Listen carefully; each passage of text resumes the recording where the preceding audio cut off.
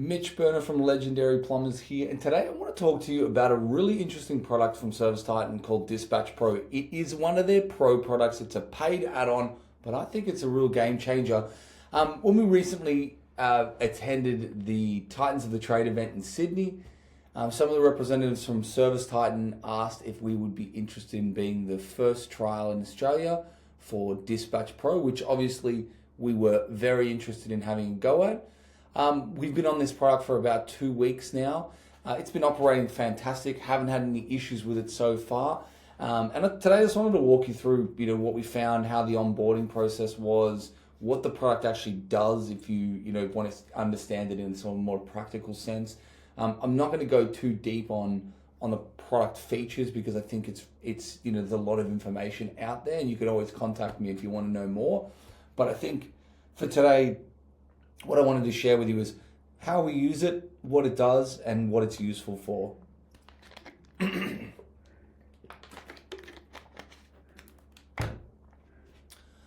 So, like with any pro product from ServiceTitan, it comes with an onboarding process. I think there's about 5 Zoom calls you get signed up for. You pretty much do an introductory call, a sort of half training call. These are all half hours. Another little training call, a go live session, if you will, and then there's a follow-up call after I think about a week of being on the system just to see how things are panning out for you. So essentially, the Dispatch Pro is a fantastic product, but I must say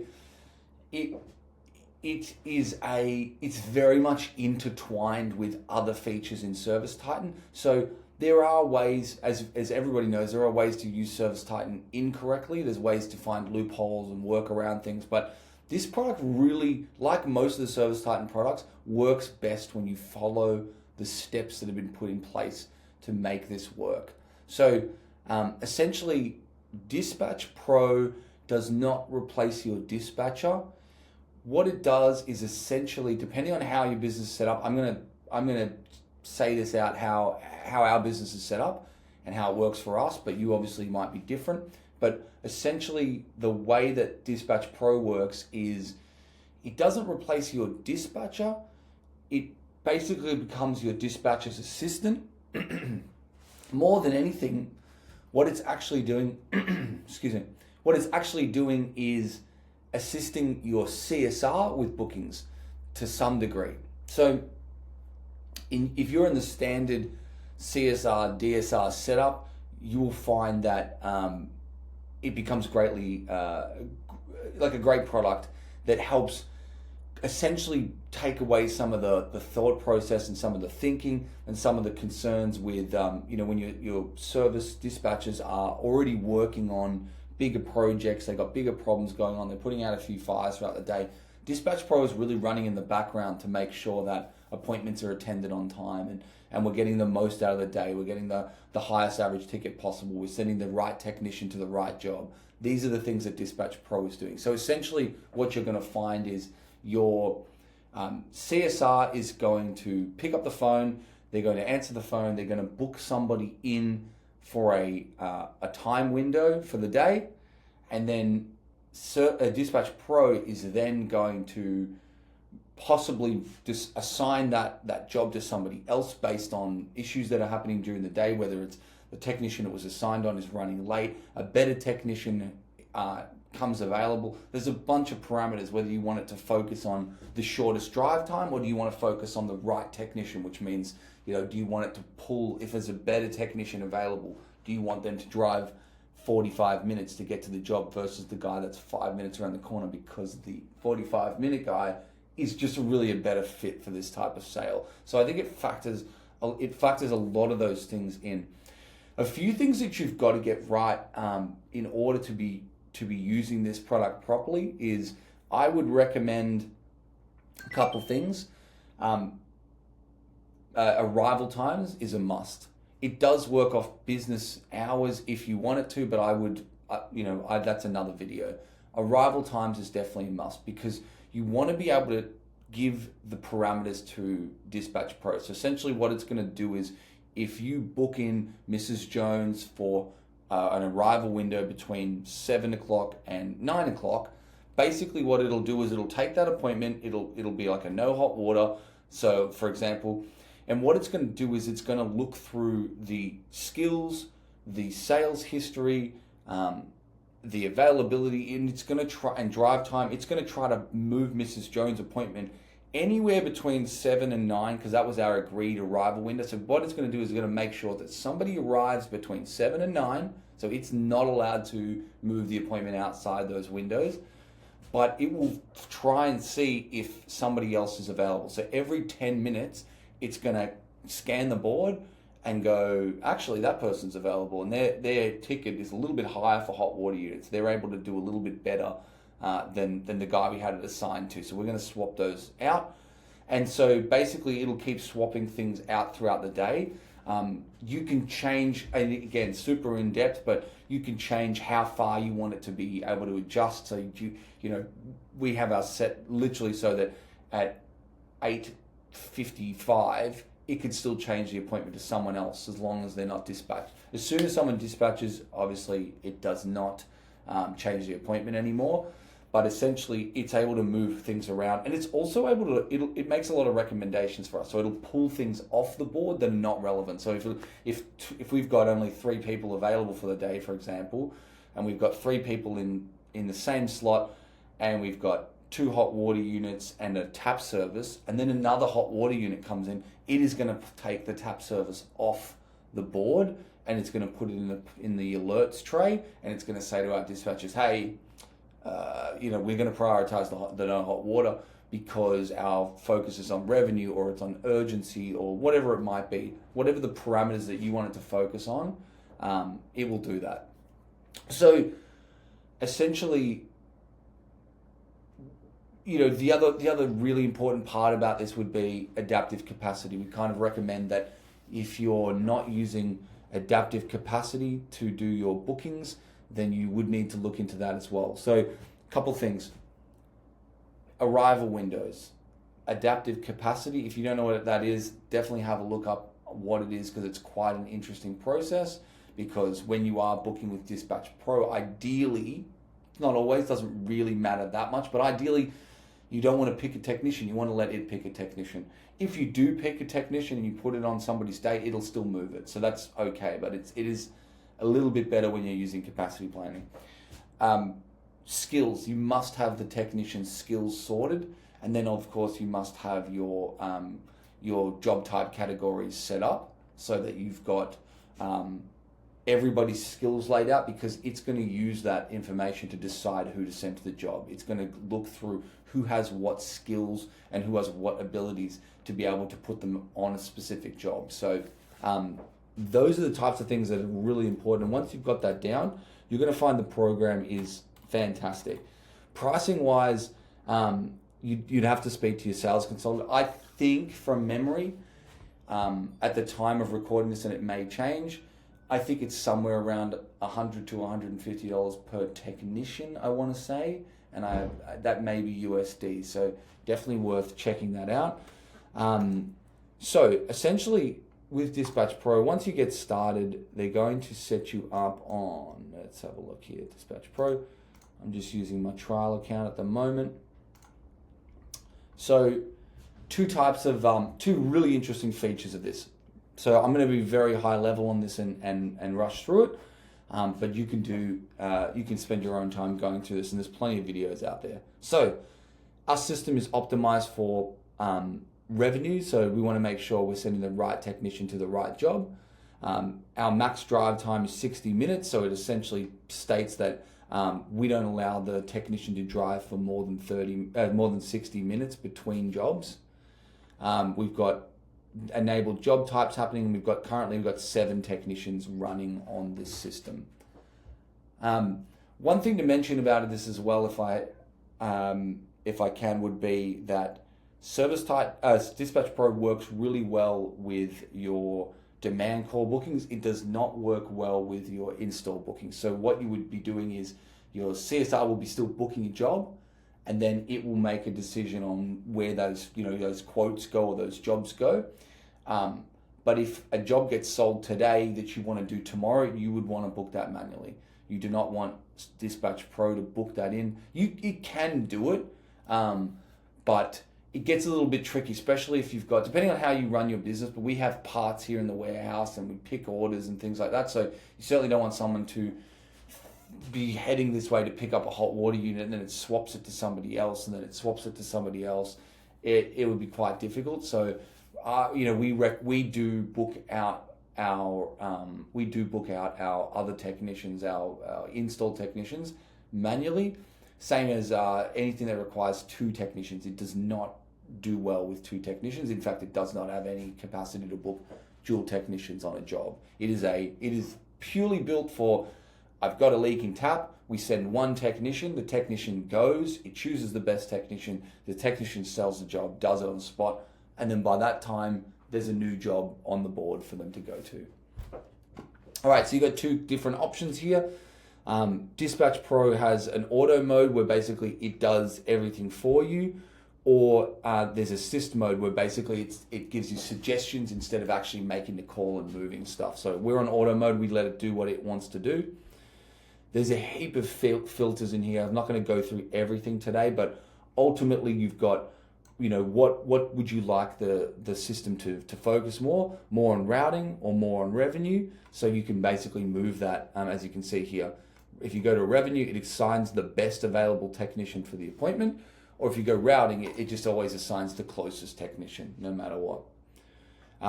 Maximum drive time between appointments, so basically sets your drive time. Now you can set up zones in this, so if you, let's say you work in Queensland and you've got a Brisbane team and you've got a Gold Coast team, you can set up those zones separately, so it will not, when it's looking for a job in Brisbane, it won't assign someone from the Gold Coast, as an example. And then this is where the zones come into play. This one is, how important is it for you to get the technicians close to their home at the end of the day? Very important, neutral or not important. Ours are set to not important because we work so close to our homes here. We're fortunate for that, so it's not super important. If this is important, this will basically factor in. If you're servicing the whole of Melbourne and your guy lives in Frankston, it will try to basically go to the furthest job first, and then it will start to try to pull them back throughout the day so that they end their day as close as possible to their home. How would you like to group technicians for assignments? So you can make a decision based on how you want to group technicians, but we group them all by business units. Locking of jobs, basically this is what we discussed before. How far out do you want to lock the window before it can be changed for the final time? Ours is literally set to 0 minutes. So everything up to the end of, if we go to 7 a.m. to 9 a.m. arrival window, up to basically 8:59, it can still choose a different technician. How much notice do you give the customer before the technician is dispatched? We say 30 minutes, or we had it on 30 minutes, but again, we've got it set, don't lock appointments until the technician's dispatched. This still allows us to move stuff around. This is basically saying, so this is the latest arrival before the window.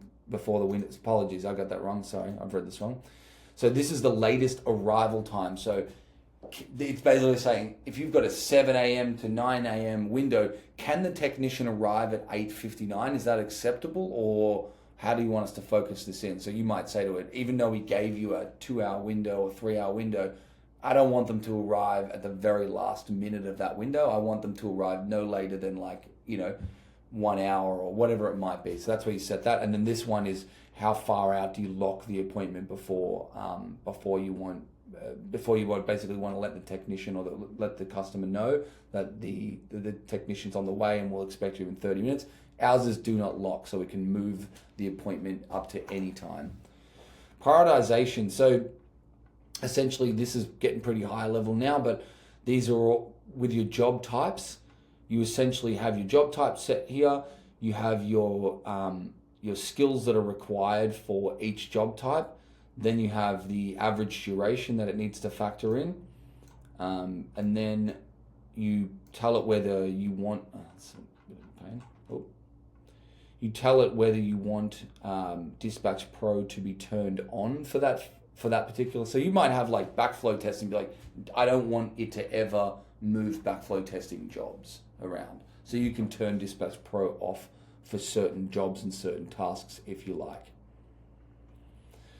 All right, this is an interesting one. So which jobs have a higher priority for your company? So essentially with this, you are telling the system if there's anything that's higher priority. This is really cool. We don't have anything set in here because we use our priorities already in when we make a booking here. If you see, if we choose, let's go to job type. If I choose blockage work, it changes this to urgent already. If I choose gas work, it might be normal. If I choose no hot water, it's urgent. So we're already using the job types to assign a priority to each type of work. But this, as I've been told by my product specialist, this is just like an extra squeeze. Like, let's say you've got 2 jobs and they're both urgent. This will allow you to kind of like squeeze a little couple extra points on top, and so it's sort of saying like they're both urgent, but this one is more urgent. So this one basically states that like if there's a particular job type, we can prioritize them. So like, let's say we've got backflow testing and blockages are urgent, but I want backflow testing to be the actual priority over blockage work. So both urgent, but do favor that backflow testing over the blockage work. So that's cool. This is exactly kind of the same conversation as the one before, except instead of using job types, you can use tags. So if you want to tag something with like, if you want to tag it with urgent as well, it would go above the priority that is already set with the urgent tag, and would go even further than that and go, no, this is really important. So you might, for example, commercial customers might be your highest priority. So it's going to prioritize these tags over, which means you could create certain tags depending on what you want to do, which can move that priority up the rankings. All right, fantastic. Technician settings. So essentially, with the technician settings, let me find. There we go. Let me find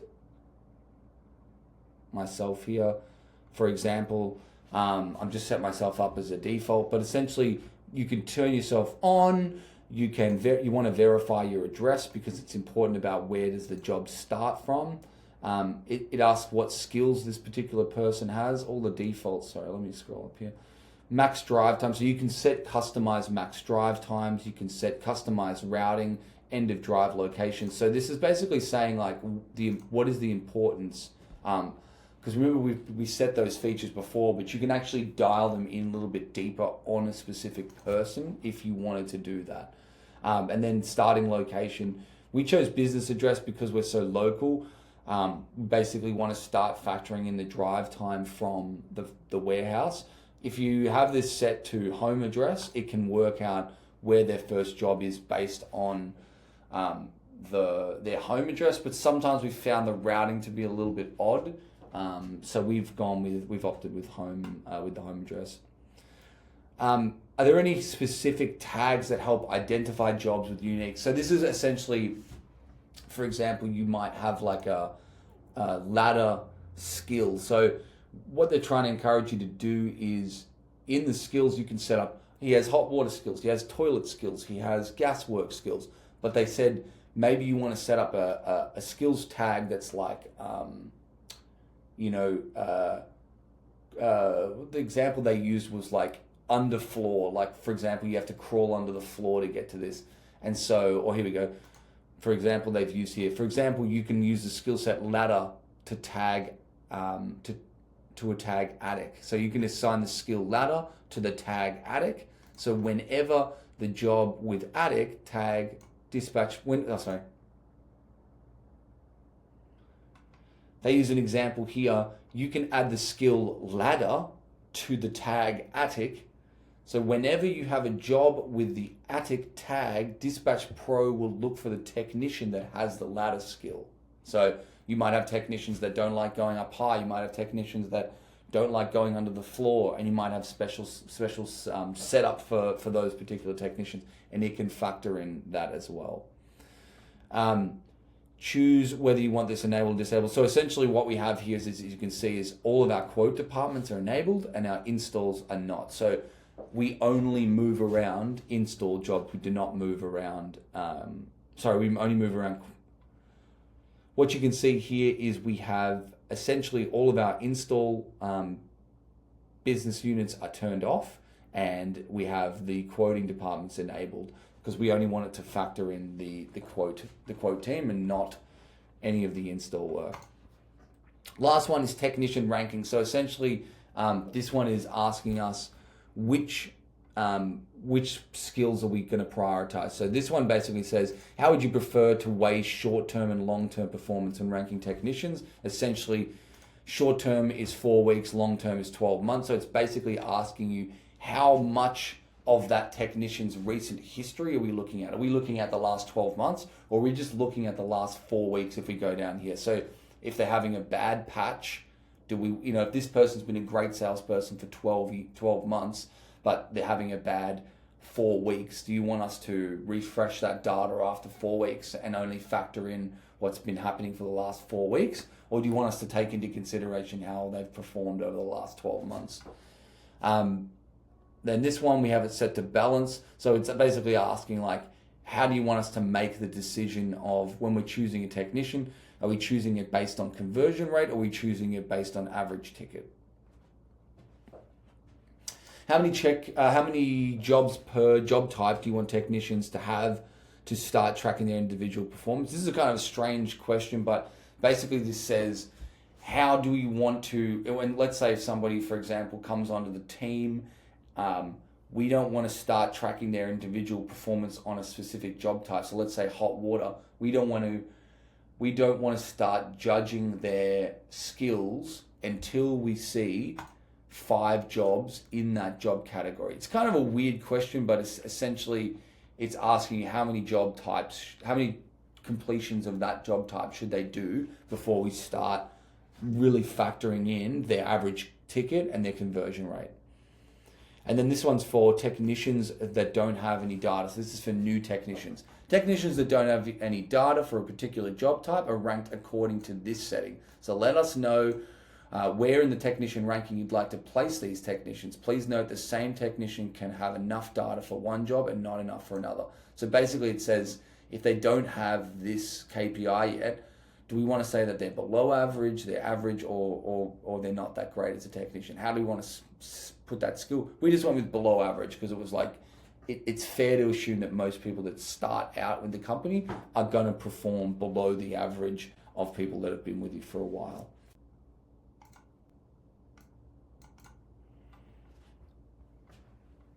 Okay, so looking at this, I've just jumped ahead a couple of weeks. So having a look at what Dispatch Pro is going to do. So I've got a no hot water call for a customer named Mitch. The arrival window is between 8 a.m. and 12 p.m. So what Dispatch Pro is going to do is, traditionally you would not assign a technician. So this would become unassigned. Let me just do that. So this would become unassigned. And basically what would happen is you will start loading jobs into the unassigned, and that refreshes, that should become unassigned. You are loading jobs into the unassigned tray, and then it is pulling, so that's your CSR is assigning them to just job windows, just arrival windows for now, and then it will go, which person is the best person to put this on? And it will make an educated decision on that. And then once that happens, because I've moved this manually, it's turned Dispatch Pro off, but once it's running, it will then continue to optimize. The thing that I find great about this too is, so let's say it moves this technician around. When you click troubleshoot and then troubleshoot, it actually will tell you why it made that call. It's saying currently the job is outside of dispatch days because it's too far away for it to do any planning. But what it would normally say is it'll show all of your technicians here and it'll say, I didn't choose John because he's too far away. I didn't choose Sally because she hasn't got the hot water skill. I didn't choose Jonathan because he hasn't got, he's a new employee. And then it'll go, I chose Cam because he has the highest average ticket and he's also in close proximity to the job. So it'll tell you why it made a decision. And if you don't think it made the right decision, you can then report it back. They recommend reporting it before you move it, but you can essentially report back what you think happened, and you go, I think you made the wrong decision on this. And because it's AI, it's constantly learning. So once you kind of update it with information, it gets feedback and it goes, okay, I'll factor that in next time I'm making a decision, which we think is fantastic. So essentially, it's going to move things around. Now, if there's a problem with the schedule, you're going to see those jobs come up here in alerts. So this is kind of the two tabs that your dispatcher will be watching. They'll be looking out for anything that comes up in alerts. And most of the time when it's alerts, it'll be telling you that there's nobody available, or there's nobody with the right skills, or we have a capacity issue, so we need to rebook the appointment. So that's essentially where that's going to work. The last thing I'm going to show today is the console. So essentially what the console does is, it is kind of like now the new hub for your dispatchers and CSRs to look at. So essentially what this is task management. So it's going to say, for example here, it only ever looks at today. So this is just a today thing.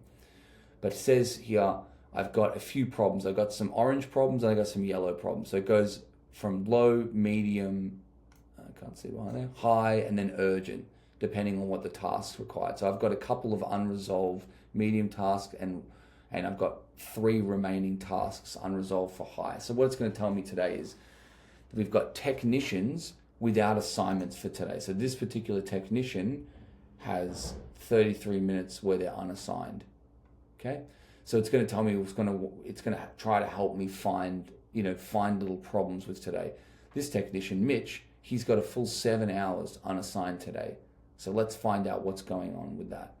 This one's interesting because this person's on annual leave, so that doesn't really, we might have to exclude that. And then Dispatch Pro unassigned jobs in the next 3 days. We've got 30 hours of unassigned jobs in the next 3 days. So it's kind of just telling us that like in 3 days time, we have a lot of jobs that are not booked, that are unassigned with no technician. So we've got to find a solution for that.